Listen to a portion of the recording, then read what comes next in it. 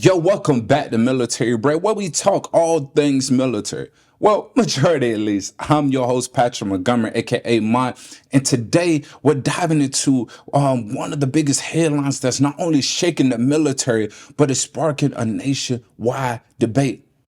And forgive me for my clothes, man. I just got back from the gym, but I thought I should let you guys in on what's going on right now. But listen, now overnight, the military has freezed all sexual assault prevention trainings.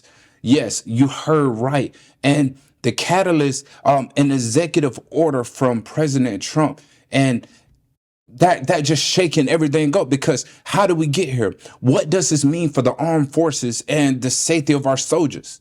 But listen, according to recent LA Times, the article from I think it was back a few days ago or whatever, the US military has put a complete hold on sexual assault trainings. These trainings, which have been, long been critical, it's been critical to the military, because the military had a rap sheet before where, sexual assault cases will happen and, they'll be swept under the rug. But this was fostering a safe and respectful environment for service members. And now it's under review following a controversial, executive order. But the crazy thing is, for years, these programs have played a vital role on educating soldiers on consent, respect, accountability, core values that help prevent sexual misconduct within our ranks. But with this new executive order in place, military leadership says they need to reevaluate the current protocols to ensure they align with the latest directives. So what exactly happened? And honestly, this is what we know so far. In response to the executive order, military officials announced a freeze on all sexual assault prevention training programs. A Pentagon spokesperson mentioned that, the move is about reevaluating the current protocols in light of a new policy directive. But even critics and veterans are up in arms and arguing that halting these programs could undermine the progress made in protecting service members. Meanwhile, some supporters claim that, that assessment might lead to improvement and ensuring that training is effective and nonpartisan. But look at the bigger picture, people. But across social media, veterans and active duty personnel are expressing mixed emotions. Some call for a complete transparency about the review process, while others worry that this decision could signal a long-term rollback of essential safeguards. But with these changes in training protocols, it's only natural for soldiers to wonder, what can I do to ensure my safety and the safety of my peers during this transitional period especially?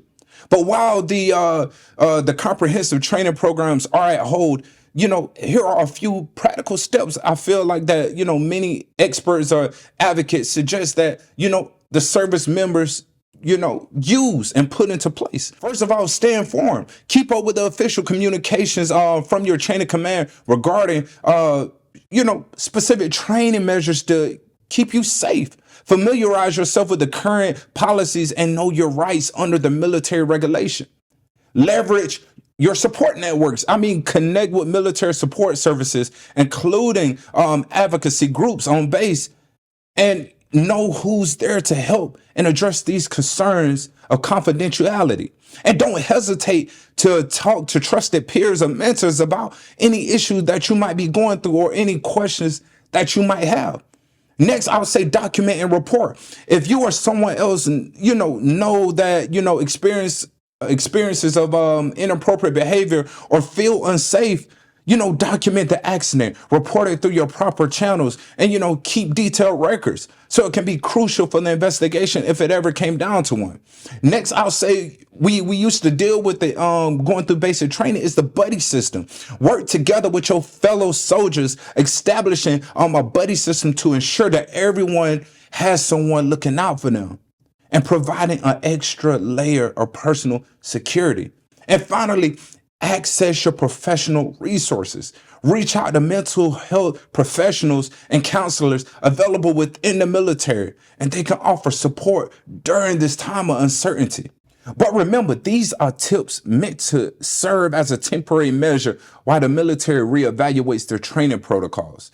They aren't a substitute for comprehensive institution-wide training, but they help to maintain a safer environment in the meantime. But tell me, what do you think?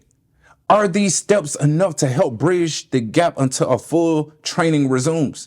Or do you believe the military should implement alternative safety measures immediately? But drop your thoughts down in the comments below and let's get some real conversations going, because I want to hear what you guys have to say.